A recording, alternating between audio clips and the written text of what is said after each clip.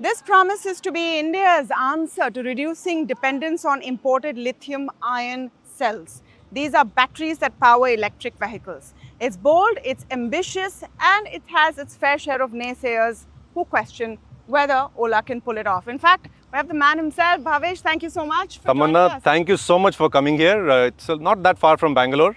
Only 4 hours. Only- But you know, this is exciting. Yes. It's exciting because we're also the only channel to get a look inside the factory. We're Yeah. going to be on the factory floor. Absolutely, yeah. And of course, a lot of questions on Yeah. what this plans to do. हर नई चीज़ पे सवाल होने भी चाहिए. Market के जो सवाल हैं, they are all the right questions. Is this the right use of capital? Is this the right thing for India? But I'm going to start with positioning this in the macro context in which we find ourselves, Tamanna. Tariffs, rare earths नहीं मिलेंगे हमें. यहाँ से oil मत खरीदो, वहाँ से मत खरीदो. We have to build ourselves. Our Prime Minister today has painted a technology vision for Viksit Bharat 2047. And at the heart of India's future is going to be the next energy technology. And what we are building here is the next energy platform of the future. It's not just for making the EV transition, it is for making the whole energy transition. These cells, इतनी बड़ी factory में छोटे से cell निकलते हैं. But you can imagine then you need such a big process to really make those really high-tech cells. All the technology is built by us in-house, and we'll go through and I'll show you, we'll wear the suits, I'll show you how the process is so automated, so quality controlled, dust-proof rooms. And these cells go into EVs, they go into drones, they go into robots, they go into grid energy storage, जो solar के साथ लगती हैं. So this is the energy platform of the future, and India needs to have its own. And we are here today standing at India's first Gigafactory. Fantastic. Let's go inside and take a look.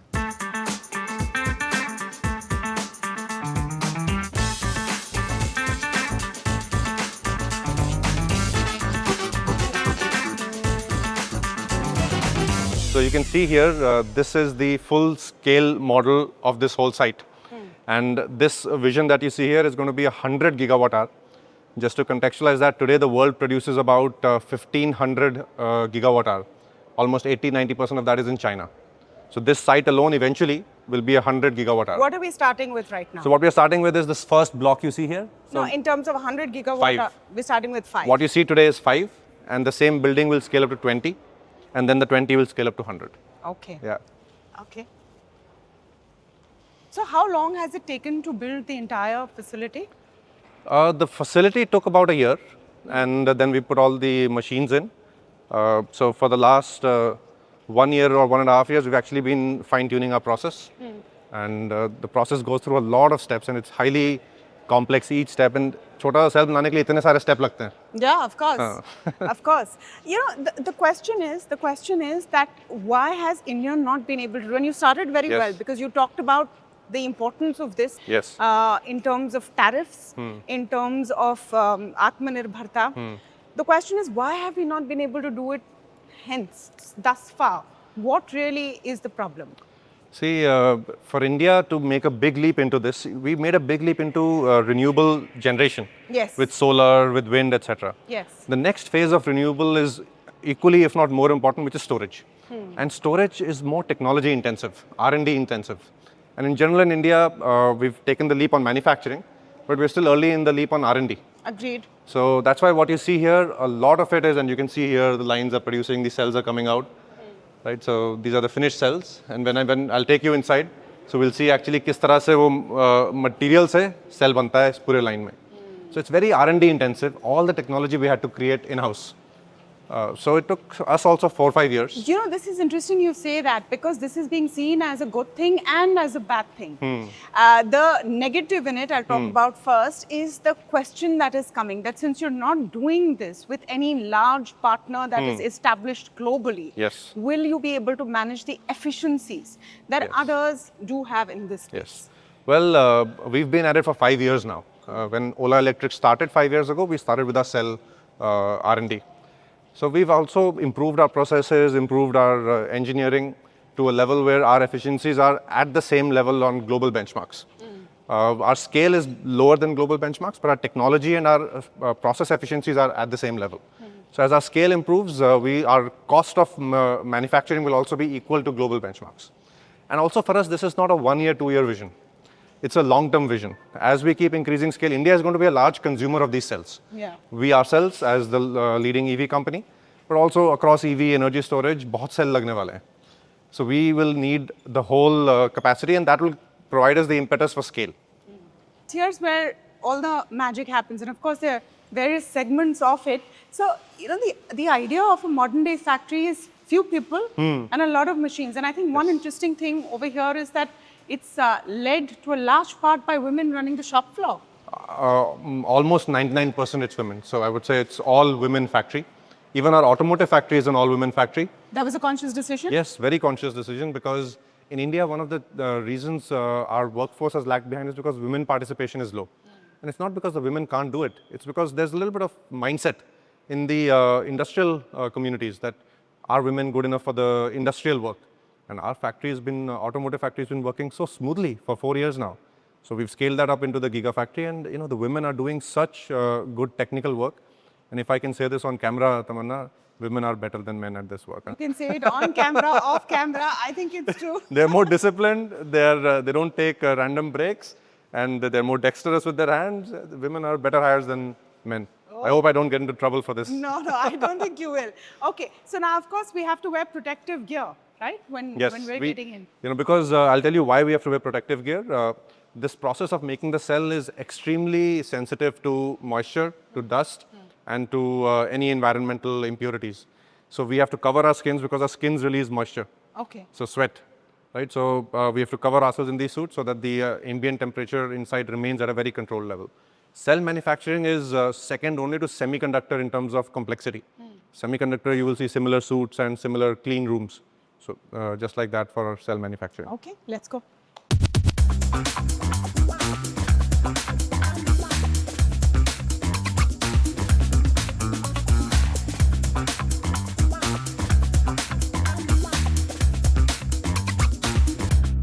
Okay, so tell me what we are looking at right now, Bhavish. What is this section that we are going to? So the whole Gigafactory, the cell manufacturing process is extremely clean.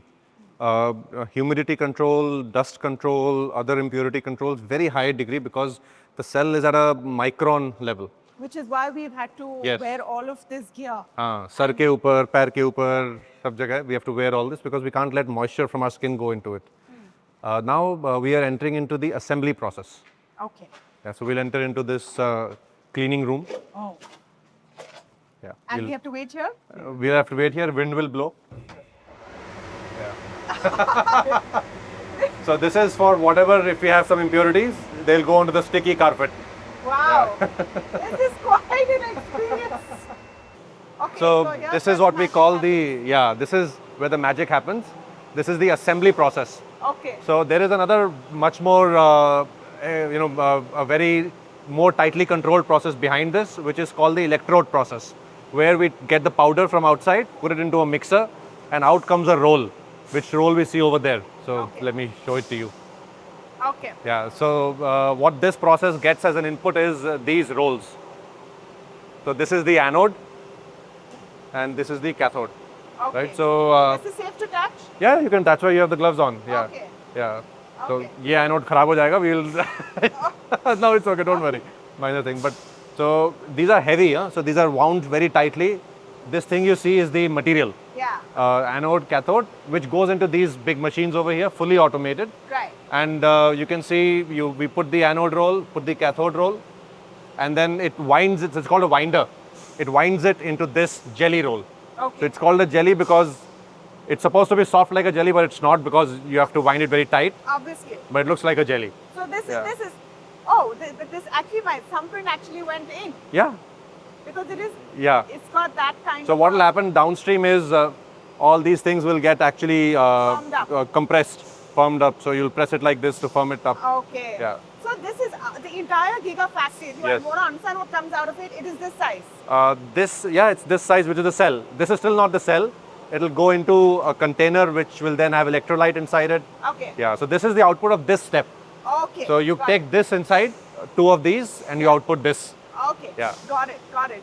So Bhavish, let's talk a bit about why this Gigafactory is such a big deal. And why there is, in terms of your financial goals, because your quarter one was blockbuster, right? Yes. Huge increase in gross margins. Yes. Your view and bills of materials came down, etc. The vertical integration is what the state seems to be very excited about. Yes. How does getting this Gigafactory up and about actually play into that? And when do we see the magic of your own batteries in your two-wheelers? So the heart of a vehicle is the cell, EV especially is the cell. Just like in the ICE era, the heart of the vehicle was the engine. Yeah. And the biggest cost driver, the biggest performance driver, everything is the cell. So if I hold that and show you, so about 40 such cells this size go into our scooter. Okay. Yeah, so you can imagine the amount of material that goes in. So the biggest anchor of our vertical integration strategy is the cell. Already, like you said, our Q1 results had a lot of gross margin improvement with a lot other vertical integration. For example, the motor, the electronics, the software. And now the cell is the next phase of that vertical integration. When our cell comes in, that gross margin will further go up. So, and that cell coming in starts this quarter. So one of the reasons I wanted you to come here and for you to see is that the cell is ready. And the cell is going into our products. And I want you to see this. So you see, it's fairly complex process, fully automated. The girls are only monitoring the screens. Yeah, this is amazing. This is amazing because you can actually see it go through. So by the time it comes here, it already flattens this surface. Yeah. And that machine is separating the cells into different grades. Top grade, one level lower. So the one level lower will get redone. And if I show you what the girl does, so there's no manual intervention. The girl operates the computer. Okay. So it's a very high quality manufacturing job that gets created in a factory like this. So all these kind of, she's monitoring the system. If there is any alert, she will deal with it on the system itself. Okay. Yeah. So coming back to this, the Gigafactory, this is the first. The exciting thing about it is this is part of the PLI scheme. Yes. And in second quarter, the PLI scheme incentives are also expected to kick in, and that also helps you, of course, in terms of EBITDA, etc. The one concern was that have you stuck to the timeline to be eligible for those PLI incentives? Yeah. No, that's a fair question. We have also decided that we will not expand beyond 5 gigawatt hour right now. Okay. For the PLI, we had to grow till 20. Okay. So, but we're the only one in that scheme who has put up a factory and is producing commercial cells. Yeah. So we are engaging with the government and telling them that we might need a little bit extra time. Okay. And the government is fairly empathetic because of the complexity that goes with this kind of a manufacturing setup. The fact that it's the first in India. So let's see, but we are very hopeful that the government appreciates our point of view on this. Yeah. Okay, so to be fair, the gross margin expansion has happened without the PLI incentive coming absolutely. in. Without the possibility of the PLI incentive being delayed, do you still become EBITDA positive on your auto segment? Q2, that's what I've told the street in Q1 results. Yeah. And we are on that path.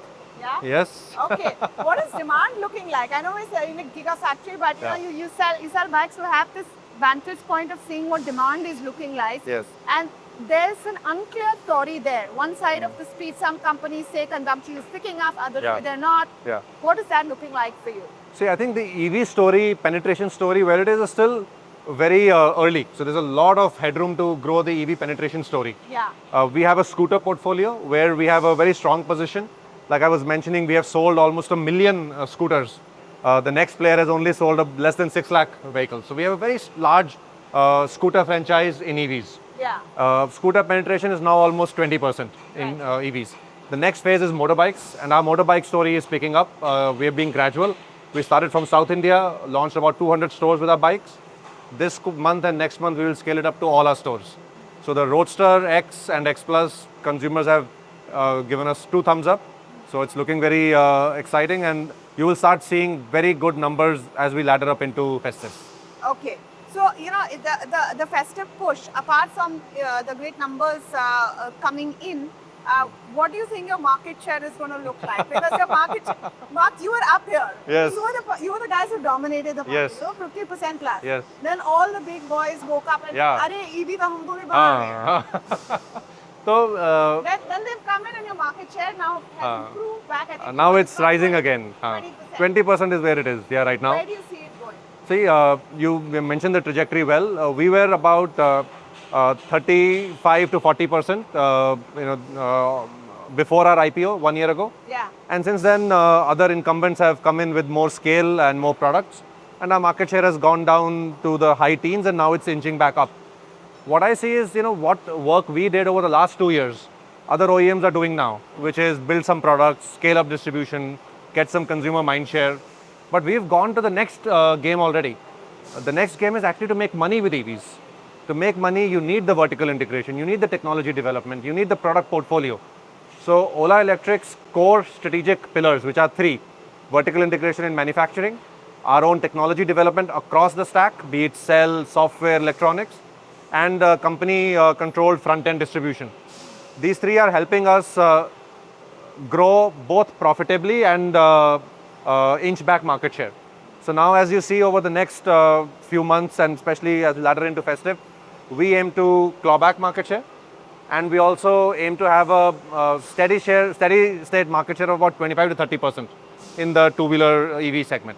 Do you think that the company has crossed that hump of concerns from customer service perspective? That was something which was a pain point a few months ago. Do you think that has receded? And especially, I think, with the newer models that seem to have receded. Absolutely, Tamanna. Well, we had a challenge last year where our service network was not as big. Our sales network had grown, but our service network, we hadn't scaled up fast. Yeah. So then we spent time investing into scaling up our service network. And now our service network is almost where we wanted. There's still another quarter or so of effort required. Customer service complaints and all are now fully taken care of. It's roughly where the industry average is. Now with our new products also, the Gen 3 products, the warranty claims, customer complaints are much lower because it's a much better product, more in-house manufacturing, the motor controller, everything manufactured in-house. So as a result, we have a much better product. And the customer adoption of the Gen 3 product is very strong. So we have both our Gen 2, Gen 3 products in the market. Gen 3 now contributes to almost 90+% of our sales. The last time I spoke to you was before your IPO. Yes. And the Bhavish pre-IPO and the Bhavish after Q1 of FY20. It's a very different person. Is it? From my perspective, I speak to a lot of CEOs. So from my perspective, I can see that you have tried to figure out what the street wants, what investors are saying. Yeah, no, that's... Has it been a bit of a journey? Because you've been a passionate creator. Yeah. You started this journey as great. I have an idea and I want to create. Yes. Now you have to manage a lot of stakeholders. No, you're very right, Tamanna. It's been an important learning journey in my journey as an entrepreneur. Specifically, 2 things that we have learned as an organization and me personally. How we need to do smarter capital allocation and how we need to do operational risk management. Especially as a public company, the yardstick is higher, and rightly so. There are more people who are invested in your journey. The way we have to manage operational risk also is broader and more deeper. So we're learning those skills, and we're learning them by adding people who have been through this journey before. We're learning them by ourselves, reflecting on some of the learnings. And I do believe today the company is in a much better trajectory of a balanced, profitable growth journey than where we were maybe 1.5 years ago. What happens in terms of, does this realization and these new responsibilities as someone running a public business company now temper some of those ideas, the maverick part of you? Not at all. Not at all. I think it adds a layer. It doesn't temper anything, but now it's a more holistic way of managing business, or my approach to entrepreneurship is more holistic. The ambition, सपना तो वही है, but सपने को पूरे करने के लिए जिस तरीके से आगे बढ़ना है वो थोड़ा सा nuance हो गया. Let's see the battery. I want to see. Yes, the battery is all the way down that side. So shall we walk back? Yeah. Okay. Yeah. Let's walk back. So this whole line, like I said, starts from that electrode roll. We make the jelly roll, and there are almost 25-30 processes that happen in this line, fully automated. Okay. And each step is manned by a girl. Actually, I shouldn't call it manned, womaned by a girl. Yeah. Yeah, and that's another important story, Tamanna. The amount of change of life that a girl has when you give her employment in a place like this, a rural community. Yeah. Right? The whole family's life changes. Correct. And we've seen that goodwill be there for us as we've given all these girls a very respectable job. No, and employment in manufacturing is huge. I want to come back to something that you said right when we started this interview. When you talked about the world we're living in. Yes. Tariffs. Someone says, don't buy oil from here, don't buy oil from there. A big concern right now is rare earth. Yes. And I think we need to focus a bit on what we're trying to do to solve that problem. Yes. And right now, of course, only for Ola, but trust has become something that, you know, We can do broader. Forward. Yeah. So tell us a bit about that. Yeah. So I think the geo-strategic landscape, Tamanna, is increasingly getting more complicated. And I think there's broad consensus that the geostrategic landscape is only going to get more and more complicated over the next few years. As countries now start looking out for themselves, globalization is going through a different phase now. So, and this is also coming at a place where in India's journey, we are looking towards a Viksit Bharat dream, like the Prime Minister has said, where we have to develop ourselves. Now, how do we choose to develop ourselves? It's a very conscious choice we have to make, that we have to invest in technologies of the future so that we can control the narratives of the future, the products of the future, supply chains of the future. Cell and this energy is one of them. Rare earths is another one, and we can see how our neighbors are really using it as leverage against us in a trade negotiation or whatever. The way forward for us is twofold, Tamanna. We have to partner with other countries. It's not as if only one country has the source. We have to partner with other countries, like-minded countries in Southeast Asia, elsewhere, western part of the world. And there are also, we have to leapfrog technologies. So now motors, electric motors today use rare earths. But the whole world has moved to rare earth free motors now, increasingly. Okay. Global OEMs, Western OEMs are increasingly testing rare earth free motors in their batteries. And Ola Electric is the first Indian company to do this. Our entire two-wheeler lineup will, by next quarter, be rare earth free. So does it work the same way? Sorry, very absolutely the same way. Because if there is an alternative, then why is everyone getting blackmailed by one country that has all the supply? Because it needs some technology development. It's a next generation technology. It's like 3G था, फिर 4G आया, फिर 5G आया. उस sequence में चलती है ना गाड़ी. So rare earth है, then can you get the same performance from a non-rare earth magnet, then from without a magnet itself, electromagnet के साथ. You know, we've all studied physics in school. Electromagnets are magnets with electricity, just a copper wire with electricity. So increasingly motors can be without any magnet. It can be electromagnets only. So that's a direction of technology. It needs some level of technology development. We have done that because we've invested in technology for the last few years. Indian companies, other companies are behind on that curve, but other global companies are doing that. Many global EVs are actually without rare earth motors now, increasingly. Right? So our products will start coming in without rare earth magnets next quarter. And we do hope the rest of the Indian industry catches up. So that's one way we can kind of de-risk ourselves from the supply chain issue. Now, if what we're creating here clearly is important for the industry as a whole, not only for Ola, of course it has to do vertical integration, margins, etc. Is there a potential to have this available to the rest of the industry? Is there the ability to scale up to that extent required? Yeah. So this is the output that comes here, Tamanna. You can see this is a cell. Yeah. It's इतनी बड़ी factory में इतनी छोटी सी चीज निकलती है. That's what it is. As you can imagine, you know, the most complex factories in the world are for the smallest things. Yeah. Like the chip and the cell. You know, such a big process. ये suit wood पहन के बनाना पड़ता है. But in the end, it looks so simple. But a lot of complex technology goes in it. And you can see here, if I draw the attention of your crew, this line, you can see the cells are waiting there for this process. They're coming in over the line there. The machine picks them up, puts them in the process, and then. What is the rate? How many batteries do you have per minute, or what is the sort of rate of production of these? So this factory can produce 5 gigawatt hour of cells, and I don't know how many cells that means. I've never made that math. Okay. Yeah, but a vehicle takes 40 of these cells, so 10 of these cells make 1 kilowatt hour. So 1 gigawatt hour is a million kilowatt hours. That's 10 million, so 50 million a year. Oh wow. Yeah, so that's about a lakh or 2 lakhs a day. Wow. That's what this factory will totally produce. Very impressive mental math. I am a engineering student, so I hope those numbers were right, by the way. We'll check them. Okay, so now we're getting a great idea of the scale of this. Yeah. Now, my question is, what do you need to scale this up? Yes. There is a PLI scheme, but clearly more push will be required to bring this to fruition and to the scale that India needs. Absolutely. Our scale right now is 5 gigawatt hour. We do aim to scale to 20 gigawatt hour as the Indian market grows. Today, the Indian market cannot digest a 20 gigawatt hour scale yet, but the Indian market is growing. So in the next few years, as we end the decade, I think we will have the potential to invest into the 20 gigawatt hour. And then beyond that, the market potential is huge. So just for automotive and energy storage, I believe India will need about a few hundred gigawatt hour a year capacity in a decade or so. Right? So it's a potential for many companies to enter and create a few large gigafactories across the country. Then beyond that, the world is also looking for de-risking its supply chains from China. And China is the largest supplier of these cells today, lithium cells. India can be a very good trusted supply chain source for the rest of the world, be it Southeast Asia, be it Australia, be it the West or Middle East, because you will not be able to build these factories in every country. They require a lot of depth, ecosystem technology. And I think that's where India can become an alternate, a peer to China in terms of scale and technology. Yeah.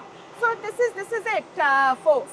This mega Gigafactory, you've seen the first look of it exclusively right here on NDTV, and this is what comes out of it at the end of it. It may feel small, but it's definitely mighty. It is something that is hopefully Cheers to that. power the future. Cheers to that. Thank you. Thank you, Tamanna. Thank you. Wonderful speaking.